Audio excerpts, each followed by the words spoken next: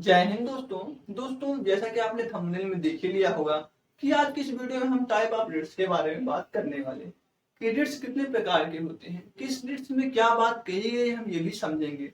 दोस्तों ये वीडियो आप सभी के लिए बहुत ज्यादा इंपॉर्टेंट होने वाला है क्योंकि ये बहुत ज्यादा इंपॉर्टेंट है समझना कि रीड कितने प्रकार के होते हैं, किस रीड में क्या बात कही गई, हमारे जीवन में बहुत ज्यादा दैनिक जीवन में काम आते हैं। इसके अलावा ये इससे क्वेश्चन जो हर एग्जाम में लगभग पूछे ही जाते हैं, ये आपको समझना बहुत ज्यादा इंपॉर्टेंट है।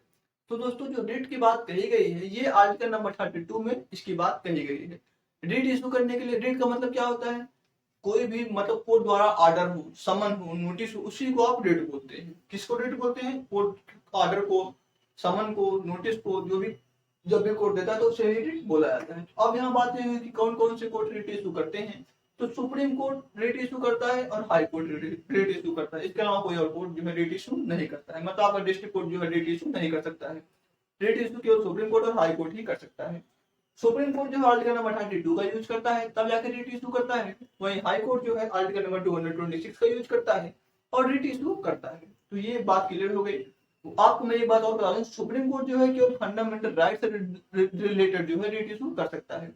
वही हाई कोर्ट जो है वो जो है नॉर्मल लॉ से, मतलब नॉर्मल राइट से, जो ऑल्टरनेट राइट्स हैं उनसे रिलेटेड भी जो है रीट इशू कर सकता है। साथ ही साथ फंडामेंटल राइट से रिलेटेड भी रीट इशू कर सकता है। तो यहाँ पे जो है सुप्रीम कोर्ट के पास कम पावर है रीट इशू करने के मामले में, केवल फंडामेंटल राइट नहीं कर सकता है। बट हाई कोर्ट के पास ज्यादा पावर है, वो फंडामेंटल राइट में भी रीट इशू कर सकता है, ऑल्टरनेट राइट में भी रीट इशू कर सकता है। तो ये बात हो गई। अब हम बात करते हैं रीट कितने प्रकार के होते हैं। तो दोनों रीट जो होते हैं 5 तरीके के होते हैं। कौन कौन से तरीके हैं और किस रीट में क्या बात है, चलिए समझते हैं। पहला रीट जो होता है वो होता है हैबेस कॉर्पस। क्या होता है? Habeas corpus. अब हैबेस कॉर्पस में क्या बात है? हैबेस कॉर्पस का मतलब क्या होता है, अब चलिए समझते हैं।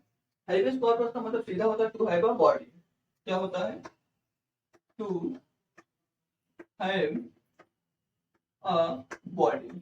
ये दोस्तों जो है दिस टाइप ऑफ रिट, जो ये जो रिट है habeas corpus, it is order by a court to a person who have detain another person. मतलब ये कोर्ट द्वारा ऑर्डर होता है उस पर्सन को जिसने किसी पर्सन को इलीगली डिटेन करके रखा है, अरेस्ट करके रखा है, उसको जो है ये जो है कोर्ट द्वारा ऑर्डर है। दोस्तों हम इसको एग्जाम्पल के थ्रू समझने की कोशिश करते हैं क्योंकि एग्जाम्पल थ्रू आप समझेंगे तो आपको बहुत अच्छे से समझ में आएगी, क्योंकि आप इसको रिलेट कर पाएंगे।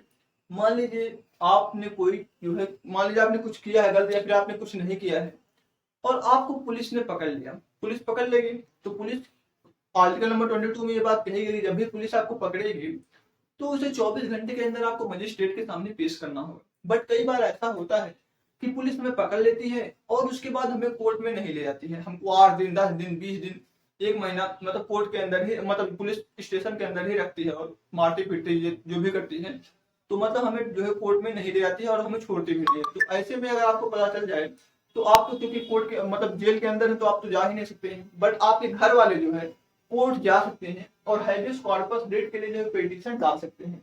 हैबेस कॉर्पस के लिए अगर पिटीशन डालेंगे और कोर्ट से अगर हैबेस कॉर्पस रिट जो है इशू हो जाता है तो जो है ये रिट किसको इशू होगा? उस ऑफिसर को इशू होगा, उस पुलिस वाले को इशू होगा जिसने कि आपको अरेस्ट करके रखा है। तो उस ऑर्डर में क्या लिखा रहा है कि उसको जो है तो कोर्ट के सामने लेके जाइए। तो उसको 24 घंटे के अंदर पुलिस वाले को कोर्ट में ले जाना होगा अगर आपको मतलब डिटेन करके रखा है तो जब वो कोर्ट में लेके जाएगा आपको तो कोर्ट वहां पे ये डिसाइड करेगी कि क्या आपको सही मतलब रखना चाहिए जेल में कि नहीं रखना चाहिए। तो उसके बाद उसको अगर आप सही होंगे तो आपको छोड़ दिया जाएगा वहीं पे, बट उस पुलिस वाले के खिलाफ एक्शन लिया जाएगा हाईवेस कॉर्पस। हाईवेस कॉर्पस का मतलब क्या होता है? ये एक हिसाब से, ये एक तरीके का रिट होता है जो कि किसी ऑफिसर को जो है इशू किया जाता है या फिर किसी प्राइवेट इंडिविजुअल को इशू किया जाता है जिसने किसी को बंदी बना के रखा है। मतलब यहाँ पे ये एग्जाम्पल थ्रू हमने समझा कि अगर किसी पुलिस वाले ने आपको इनलीगली डिटेन अरेस्ट करके रखा है तो फिर रिट इशू होगा उस पुलिस वाले के खिलाफ। उसमें ये लिखा रहा है कि आपको जो है 24 घंटे के अंदर न्यायालय में लेके जाया जाए, तो पुलिस वाला आपको न्यायालय में लेके जाएगा। तो ये बात हुआ हैबेस कॉर्पस का। अब दोस्तों प्राइवेट इंडिविजुअल के, पब्लिक ऑफिसर के दोनों के लिए है तो इसको आपको प्राइवेट के लिए भी समझा देते हैं। जैसे मान लीजिए आपके पड़ोसी ने आपको बंदी बना के रखा हुआ है 10 महीने से, एक महीने से, 2 महीने से, तो आपके घर वाले जो है सुप्रीम कोर्ट जा सकते हैं, हाई कोर्ट जा सकते हैं, वहां पे इस रेट के लिए पिटीशन डाल सकते हैं। अगर हैबेस कॉर्पस रेट इशू होता है तो वो उस व्यक्ति को आपको छोड़ना होगा। ये मतलब होता है हैबेस कॉर्पस। सीधा मतलब ये हुआ, ये एक रिट हो गया। दूसरा रिट जो दोस्तों है वो है मैंडामस। दूसरा रिट जो उसको क्या है, मैंडामस। तो ये रिट क्या मतलब, इसमें क्या बोला गया है मैंडामस में, तो दोस्तों इसको आपको समझना, मैंडामस में ये बोला गया है टू डू समथिंग, इसका मतलब होता है टू डू समथिंग। अब क्या चीज करने की बात कही जा रही है, समथिंग क्या चीज करने की बात कही जा रही है, इसका सिंपल एक और मतलब होता है बी कमांड। दोस्तों टू डू समथिंग ये क्या है, इसमें क्या बोला गया है, ये रेट इशू होता है किसी पब्लिक ऑफिसर को, ये किसी प्राइवेट इंडिविजुअल को जो है रेट इशू नहीं होता, ये पब्लिक ऑफिसर को ही रेट इशू होता है। इसमें ये बोला जाता है कि अगर कोई पब्लिक ऑफिसर मान लीजिए है, वो अपने कार्य को सही से नहीं कर रहा है या फिर करना ही नहीं चाह रहा, तो उसके खिलाफ ये रेट इशू होता है। एग्जाम्पल थ्रू हम इसको समझने की कोशिश करते हैं। मान लीजिए कोई पुलिस वाला है, उसने मतलब आपके साथ कुछ गलत हुआ और आप एफआईआर लिखाने गए और वो एफआईआर लिखने से मना कर रहा है, बोल रहा हम एफआईआर नहीं लिखेंगे, या फिर उसने आपका एफआईआर लिख लिया, उस पर कोई एक्शन नहीं ले रहा है, तो ऐसे में आप कोर्ट जाइए, मैंडामस रिट के लिए जो है पिटीशन डालिए, ये रिट इशू होगा तो उस पुलिस वाले को आपको केस अगर फाइल नहीं करा तो केस फाइल करना होगा, एफआईआर करना होगा। साथ ही साथ अगर उस वो आपके केस फाइल करके उस पर कोई एक्शन नहीं ले रहा तो उस पर उसको एक्शन लेना होगा, ये हो गया। और दोस्तों इसको हम एक दूसरे ज्ञान के थ्रू भी समझने की कोशिश करते हैं, जो कि मतलब आप देखते होंगे दैनिक जीवन में होता ही रहता है। मान लीजिए आप कोई प्रोफेशन चालू करना चाहते हैं, मतलब आप कोई कार्य करना चाहते हैं, कोई मतलब आप दुकान मान लीजिए कोई खोलना चाहते हैं, उसके लिए आपको कभी कभी लाइसेंस की जरूरत पड़ती है, उसके लिए आपको लाइसेंस चाहिए होता है किसी अथॉरिटी से।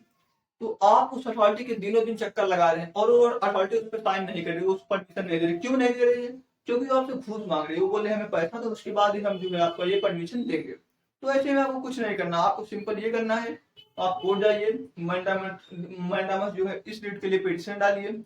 अगर आप मैंडामस रेट के लिए पिटीशन डालते हैं और ये रेट इशू होता है तो दोस्तों ये उस ऑफिसर को इशू होगा जो कि वो कार्य नहीं कर रहा है, और इस रेट को इशू करने के बाद जो होता है उस ऑफिसर को कार्य करना ही होता है। अगर ये रेट इशू हो गया है तो उस ऑफिसर को कार्य करना ही होगा, वो ऐसा नहीं कर सकता कि वो कार्य ना करे, अगर वो नहीं करेगा तो उसके खिलाफ एक्शन लिया जाएगा, उसकी नौकरी भी जा सकती है।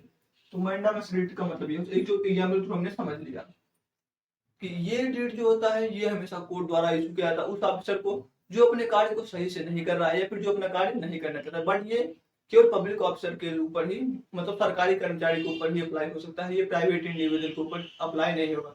मान लीजिए आपकी कोई कंपनी में है, आप सही से काम नहीं करें तो उस पर ये नहीं होगा, बट अगर आप सरकारी कर्मचारी हैं तो आपके खिलाफ ये रेट इशू हो सकता है।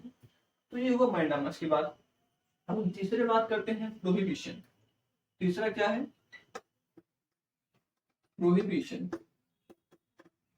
अब ये रेट क्या होता है इसको हम समझते हैं, प्रोहिबिशन। तो दोस्तों इस रेट में सिंपल ये बात कही गई है, इसमें बात कही गई तो टू डू समथिंग मैंडामस में, इसमें बोला गया not to do something, not to do something. अब नॉट टू डू समथिंग का इसका मतलब क्या हो, टू फॉरबिड, इसका आप बोल सकते हैं टू फॉरबिड। अब ये रेट क्यों इशू होता है, ये रेट जो है हमेशा एक हायर कोर्ट को लोअर कोर्ट, मतलब हायर कोर्ट द्वारा लोअर कोर्ट को इशू होता है, मतलब कि हमेशा ये रेट जो है हायर कोर्ट द्वारा इशू होगा। हायर कोर्ट जो है इस रेट को इशू करेगी, किसको इशू करेगी, अपने से लोअर कोर्ट को इशू करेगी, जो उसके निचले न्यायालय है उसको जो है इशू करेगी, या फिर ट्रिब्यूनल को जो है इशू करेगी, या फिर ट्रिब्यूनल को जो है इशू करेगी। अब दोस्तों इसको आपको समझना हो, इसका प्रोहिबिशन का मतलब क्या होता है। मान लीजिए कोई केस है जो कि उस न्यायालय के मतलब अंडर में नहीं आता है, फिर भी वहां पे वो केस लड़ा जा रहा है, तो ऐसे में प्रोहिबिशन जो रेट है ये इश्यू होता है और उसे उस केस को मतलब उस केस पे डिसीजन लेने, उस केस को लड़ने से रोका जाता है। जैसे आपको एग्जाम्पल को मैं समझाता हूँ। मान लीजिए आप एक 14 साल के लड़के हैं और आपने कोई मतलब किसी की हत्या कर दी, तो जो आप तो जुबिनाइल हुए, आपका केस जो है जुबिनाइल कोर्ट में लड़ना, क्योंकि आप 14 साल के हैं तो आपको केस जुबिनाइल कोर्ट में लड़ने जाना चाहिए, बट ऐसा नहीं हो रहा है, आपका केस आपके मतलब डिस्ट्रिक्ट कोर्ट में वैसे ही लड़ा जा रहा है। तो ऐसे में जो है आप क्या करेंगे, आपको पता चल गया कि ये आपके साथ इनलीगल हो रहा है, इनजस्टिस हो रहा है, कानून इस बात की न्याय नहीं देता, आर्टिकल 14 जो है आप समझे जानते ही होंगे, वो इस बात का न्याय नहीं मतलब ये उस बात के लिए परमिशन नहीं देता। तो ऐसे में आपको क्या करना है, आपको सीधा कोर्ट जाना है, प्रोहिबिशन रिट के लिए पिटीशन डालना है। अगर ये रिट इशू होता है, मतलब सुप्रीम कोर्ट आप जाइए सीधा, वहां पे ये रिट इशू करवाइए, तो इसमें क्या होगा, ये रिट जो है, मतलब ये जो रिट है उस मतलब ये जो ऑर्डर है वो लोअर कोर्ट को जाएगा कि आप रुक जाइए, ये आपके अंदर में नहीं आता, आप इस पे जो सुनवाई नहीं कर सकते हैं। तो ये रिट जो है हमेशा हायर कोर्ट द्वारा लोअर कोर्ट को जो है इशू किया जाता है। समझ में आई बात? क्या मतलब हुआ, अगर कोई केस आपके जुरिडिक्शन में नहीं आता है तो आप उस पर सुनवाई नहीं कर सकते हैं, ये बोला जाता है। एग्जाम्पल को हमने समझने की कोशिश, एक दूसरा एग्जाम्पल हम देखते हैं। मान लीजिए आपने कोई केस मतलब कुछ कर दिया, आपने कुछ इलीगल कर दिया, और आपका केस जो है वो इलाहाबाद हाई कोर्ट में मतलब अंडर में आता है, इलाहाबाद हाई कोर्ट के अंडर में आता है। बट जो आपका केस है वो मद्रास हाई कोर्ट में लड़ा जा रहा है, मान लीजिए मद्रास हाई कोर्ट में वो केस लड़ा जा रहा है। तो आपको पता चलेगा कि ये तो इलीगल है, मतलब ये इनजस्टिस है, तो आप क्या करेंगे ऐसे में, आप सीधा सुप्रीम कोर्ट जाइए, प्रोहिबिशन रिट के लिए पिटीशन डालिए, वहां से ये ऑर्डर आएगा उस कोर्ट को कि आप रुक जाइए, ये आपके अंडर में नहीं आता, आप इसमें सुनवाई नहीं कर सकते हैं। तो ये होता है प्रोहिबिशन रिट का मतलब, मतलब ये होता है टू स्टॉप समथिंग, मतलब कुछ हो रहा है तो उसको रोका जाना चाहिए, ये बोलता है प्रोहिबिशन रिट। मतलब ये हमेशा हायर कोर्ट द्वारा लोअर कोर्ट को जो है इशू किया जाता है। हमने एग्जाम्पल थ्रू इसको समझने की कोशिश की। अब दोस्तों अगर मान लीजिए कार्य चल रहा है, मतलब उसमें सुनवाई हो ही रही है, तो प्रोहिबिशन रिट इशू होगा। मान लीजिए अगर उस पर सुनवाई हो चुकी, चौथा जो रिट है वो है सर्टियोररी। इसका मतलब क्या होता है, इसका मतलब होता है to be certified, to be certified. अब आपको इसको मैं समझाता हूँ सर्टियोररी का मतलब क्या होता है। मान लीजिए यहाँ पे अभी केस लड़ा ही जा रहा था, अभी उसमें सुनवाई नहीं हुई थी, तो कोर्ट जो है प्रोहिबिशन रिट के लिए प्रोहिबिशन रिट इशू करेगी। बट अगर उस पर सुनवाई हो गई, मतलब सुनवाई होते तक आपको नहीं पता चला कि आपका इनजस्टिस हो रहा है, सुनवाई होते तक सुप्रीम कोर्ट नहीं पता पाई कि ऐसा हो रहा है, और सुनवाई होने के बाद पता चले, जैसे मान लीजिए मैंने आपको एग्जाम्पल दिया था, आप 14 साल के हैं, आपने किसी की हत्या कर दी, और जो है हत्या करने के बाद आपका केस जो है ऐसे किसी कोर्ट में लड़ा गया, आपका केस जो जुवेनाइल कोर्ट में नहीं लड़ा गया, जुवेनाइल कोर्ट ने फैसला उसमें नहीं दिया, ऐसे किसी कोर्ट ने दे दिया है, और आपको सजा क्या हुई, आपको सजा हो गई उम्र कैद की। तो आपको पता चल जाए कि, क्योंकि जब जब सुनवाई हो रही तब तो आपको पता नहीं था कि आपका इनलीगल हो रहा है, बट सुनवाई होने के बाद अगर आप पता पा जाते हैं कि आपका केस जो जुवेनाइल कोर्ट में लड़ा जाना चाहिए था, और बट ऐसा नहीं हुआ आपके साथ, और आपको उम्र कैद की सजा दे दी गई, तो आप क्या करेंगे, आप सुप्रीम कोर्ट जाइए, वहां पे सर्टिफिकेट के लिए प्रोहिबिशन डालिए, मतलब ये, हाँ मतलब ये डालिए, और वहां से जब सर्टिफिकेट जो है इशू होगी, तो उस कोर्ट को इशू होगी कि आप अपने डिसीजन को स्क्वैश कीजिए, मतलब खारिज कर दीजिए, खत्म कर दीजिए। सीधा मतलब क्या हुआ, क्योंकि वहां पे जो है आपके पास ये राइट ही नहीं कि आप उस पर डिसीजन दे सकते, तो आपने डिसीजन कैसे दे दिया, इसलिए उस केस को जो है खत्म कर दिया जाएगा। ये ऑर्डर जाता है सर्टिफिकेट में कि उस केस को खत्म कर दिया जाए। फिर कभी कभी ऐसा होता है कि हायर कोर्ट जो है, जैसे सुप्रीम कोर्ट मान लीजिए कोई फैसला आया, तो हायर कोर्ट जो है लोअर कोर्ट से मांगे कि आपने उस फैसले पे किस बेसिस पे जो है ये दिया था, डिसीजन दिया था, आप उनको सबूत दीजिए, किस बेसिस पे आपने डिसीजन दिया था, किस वजह से आपने डिसीजन जो उससे सबूत मांगा था। कभी कभी ऐसा भी होता है। इसके अलावा जो सर्टिफिकेट है, ये कभी कभी इस केस में भी आता है, जैसे मान लीजिए कोई हाई कोर्ट है, उसमें मतलब पेंडिंग केसेस बहुत ज्यादा है, तो सुप्रीम कोर्ट उसमें रेट इशू करती है और बोलती है कि आप जो है, जो भी हमारे जो है अंडर जुरिडिक्शन में आते हैं, आप उन केस को हमें जो है ट्रांसफर कर दीजिए, आप उन केस को खुद ना लड़के हमें ट्रांसफर कर दीजिए। तो ये रेट तभी इशू होता है। दोस्तों यहाँ पे हमने देखा था प्रोहिबिशन रेट जो हायर कोर्ट द्वारा लोअर कोर्ट को या फिर ट्रिब्यूनल को इशू किया था, वही सेम कंडीशन यहाँ पे भी है, सर्टिफिकेट में भी, इसमें भी हायर कोर्ट ही लोअर कोर्ट को जो है ये डिसीजन देते हैं, ये मतलब रेट इशू करते हैं। तो हमने ये दोनों समझ लिया कि किस केस में क्या, किस रेट में क्या बात कहेगी। एक लास्ट बचता है, हम उसको भी देख लेते हैं, उसको भी समझ लेते हैं। उसका दोस्तों ये लास्ट वाला जो है क्यू और एन है, क्या है क्यू और एन। अब इसमें क्या बात है दोस्तों, ये सबसे ज्यादा यूज होने वाला है हमारे साथ, लगभग ऐसा होता है और हमें पता नहीं होता कि हमारे साथ ये हो रहा है। इस रेट को हमेशा हम इशू कर सकते हैं, मतलब हमेशा हम इसके लिए पिटीशन डाल सकते हैं। मतलब हमारे साथ कई बार ऐसा गलत होता है कि हमें नहीं जानकारी होती, इसलिए हम पिटीशन नहीं डाल पाते। जैसे मान लीजिए आप सड़क पे चल रहे हैं, इसका मतलब दोस्तों सिंपल मतलब ये होता है two by what authority, by what authority. अब इसको मैं आपको एग्जाम्पल के थ्रू समझाने की कोशिश करता हूँ। जैसे मान लीजिए आप सड़क पे जा रहे हैं दो चक्के से, और आप मतलब रास्ते में पुलिस चेकिंग कर रही है और आप पास आपने पूरा नियम मतलब आपने हेलमेट नहीं पहन के रखा है और आपको जो है हवलदार साहब रोक लेते हैं और बोलते हैं, जो जो कांस्टेबल साहब वो रोक लेते हैं और बोलते हैं कि हम आपका चालान काटेंगे। उन्होंने आपकी चालान काट दी। तो आपको ये पता होना चाहिए कि जो कांस्टेबल हैं उनके पास चालान काटने का राइट नहीं है। वो अपने राइट से ज्यादा काम कर रहे हैं, मतलब उनका ये अधिकार ही नहीं था कि वो चालान आपका काट सके, क्योंकि चालान आपका हमेशा एएसआई रैंक के बराबर या फिर उससे ऊपर का अधिकारी ही काट सकता है। तो ऐसे में आपको क्या करना है, आपको पता चलेगा कि ये इनका अधिकार क्षेत्र में नहीं आता है और फिर भी उन्होंने जो है आपका चालान काट दिया, तो आप क्या करेंगे, आप सीधा जाएंगे कोर्ट में। कोर्ट में जाके आप क्यू और इंटरडिट के लिए पिटीशन डाल सकते हैं। वहां से ये रेट इशू होगा। उसके बाद उनकी लीगलिटी चेक की जाएगी, मतलब कि क्या उन्होंने जो कार्य किया है, मतलब उन्होंने जो चालान काटा उसके लिए उनके पास राइट था, उस चालान को काटने का उनके पास राइट था। अगर नहीं था तो उन्होंने गलत किया तो उसके खिलाफ उनके खिलाफ एक्शन लिया जाएगा। बट उनको जो है कोर्ट में पहले बुलाया जाएगा, उस पर सुनवाई होगी, क्यों उन्होंने ऐसा किया समझा जाएगा। तो दोस्तों क्या मतलब हुआ, सीधा मतलब ये हो कि क्यू और इंटू में अगर कोई ऑफिसर ऐसा कुछ कार्य कर रहा है जो कि उसके अधिकार क्षेत्र में नहीं आता है, तो ये क्यू और इंटू जो है रेट इशू होता है। दोस्तों बाकी जो चारों रेट है, हाइबेस कॉर्पस, मैंडामस, प्रोहिबिशन, सर्टिलिटी, ये जो है जिसके साथ इनजस्टिस होता है वही कर सकता है। बट जो ये क्यू और इंटू रेट है इसके लिए अप्लाई कोई भी कर सकता है। मतलब जैसे कि आप देख रहे हैं आपके बगल में कोई है, मान लीजिए आपके बगल वाला है और उसने फर्जी तरीके से नौकरी ले ली और आपको पता चल जाता है, तो आप उसके खिलाफ भी जो है क्यू आर इंटू के लिए पिटीशन डाल सकते हैं। तो उस पर चेक होगा कि उसने जो नौकरी कर रहा है उसके लिए वो अब एलिजिबल है, उसने पेपर दिया था, उस पास हुआ था कि नहीं पास हुआ था। तो ये सब चेक होता है। तो ये लीगलिटी चेक किया जाता है किसी पब्लिक ऑफिसर की कि क्या वो जिस कार्य को कर रहा है उसके लिए वो एलिजिबल है। एक एग्जाम्पल मैं आपको और समझाता हूँ। जैसे मान लीजिए आप कहीं के डीएम है, डिस्ट्रिक्ट मजिस्ट्रेट है, तो आपके पास ये राइट है कि आप 144 जो है धारा उसको इशू करवा सकते हैं। बट अगर आप मान लीजिए आप डिस्ट्रिक्ट मजिस्ट्रेट नहीं है, आप कुछ और है, मतलब आप उनके घर के हैं या फिर आप सांसद हैं, ऐसे कुछ आप हैं और आप तब धारा 144 लागू करवा देते हैं अपने जिले में। तो ऐसे में अगर किसी की मौत हो जाती है ट्रांसपोर्ट, क्योंकि उस टाइम ट्रांसपोर्ट वगैरह सब बंद है, और उसकी वजह से किसी की मौत हो जाती है, तो कोर्ट में जाएगा और वहां पे सुनवाई होगी।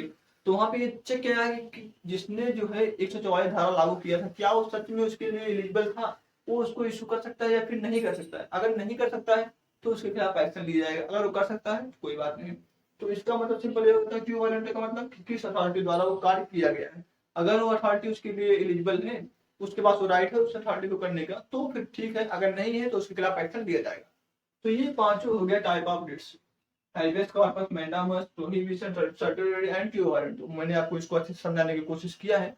बट अगर आपको फिर भी अच्छे से समझ में ना आया तो आप मुझे कमेंट बॉक्स में पूछ सकते हैं कि आपको क्या समझ में नहीं आया।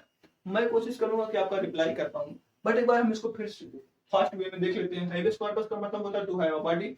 ये कोर्ट हमेशा जो है तब जो है भेजती है, उस ऑफिसर को भेजती है जिसने किसी पर्सन को इलीगली डिटेन करके रखा है, अरेस्ट करके रखा है। जैसे मान लीजिए कोई पुलिस वाला है, उसने आपको ऐसे जो है अरेस्ट करके रखा है 10 दिन 12 दिन, तो जो है ये डेट इशू होगा और उस पर्सन को जो है बोला जाएगा, उस ऑफिसर को बोला जाएगा कि जिसको आपने अरेस्ट किया उसको लेकर आप कोर्ट आइए। फिर कोर्ट में उस पर सुनवाई होगी, अगर आप सही है तो आपको छोड़ दिया जाएगा और उस ऑफिसर के खिलाफ जो है कार्रवाई की जाएगी।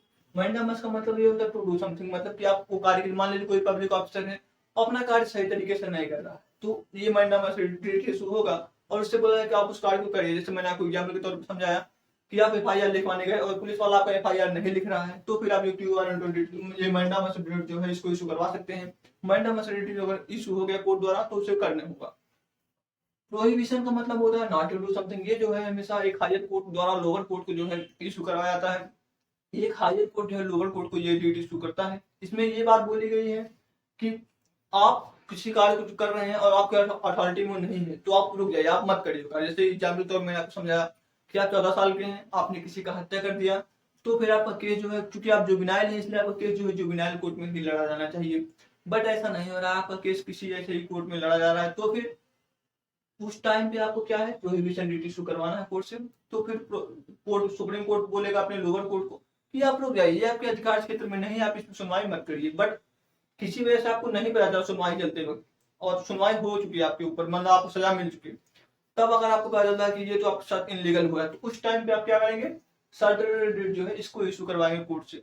इसमें क्या होता है कि अगर आपके साथ कुछ ऐसा हुआ कि जो कोर्ट नहीं कर सकता, उस पर डिसीजन नहीं दे सकता, फिर भी उन्होंने डिसीजन दे दिया, तो हायर कोर्ट जो है लोअर कोर्ट को ये रिट इशू करता है और बोलता है कि आप अपने इस डिसीजन को खारिज मतलब आप खत्म कर दीजिए। इसलिए कभी कभी रिट इशू होता है, कभी कभी इसलिए भी इशू होता है कि कभी कभी हाई कोर्ट में बहुत ज्यादा जो है केसेस की पेंडिंग होती है, मतलब बहुत केस पेंडिंग होता है, तो सुप्रीम कोर्ट ये रिट इशू करवाता है और बोलता है कि जो हमारे जुरिडिक्शन में आता हो आप उस केस को हमको ट्रांसफर कर दीजिए। ये मतलब होता है सर्टिलिटी का। ज्योअरिटी का मतलब होता है बाय व्हाट अथॉरिटी, मतलब किस अथॉरिटी द्वारा, कि जो अथॉरिटी जिस कार्य को कर रहे हैं क्या उसके लिए एलिजिबल है। अगर एलिजिबल नहीं है तो उस कार्य को नहीं कर सकती है। जैसे मैंने आपको एग्जाम्पल तौर पर समझाया, आपका चालान किसी कांस्टेबल ने काट दिया तो वो उसके अधिकार क्षेत्र में नहीं था, वो चालान नहीं काट सकता, वो केवल आपको पकड़ सकता है। तो अगर उसने चालान काटा तो आप क्यू वारंट रिट के लिए पिटीशन डालिए, ये रिट इशू होगा, उसकी जवाबदेही बनेगी। तो दोस्तों इस वीडियो में इतना ही। मुझे उम्मीद है कि आपको अब जो है टाइप ऑफ रेट अच्छे से समझ में आ गया होगा और आपको कोई दूसरी वीडियो देखने की जरूरत नहीं पड़ेगी। तो दोस्तों मिलते हैं नेक्स्ट वीडियो में, तब तक के लिए धन्यवाद। बट अगर आपको वीडियो अच्छी लगी तो कृपया वीडियो को लाइक करें, चैनल पर नए थे तो सब्सक्राइब करें और बेल आइकन को भी जरूर दबाएं, जिससे हमारे आने वाले हर इन्फॉर्मेटिव वीडियो का नोटिफिकेशन सबसे पहले आपको मिले। तो दोस्तों thank you for watching this video, मिलते हैं नेक्स्ट वीडियो में, तब तक के लिए धन्यवाद।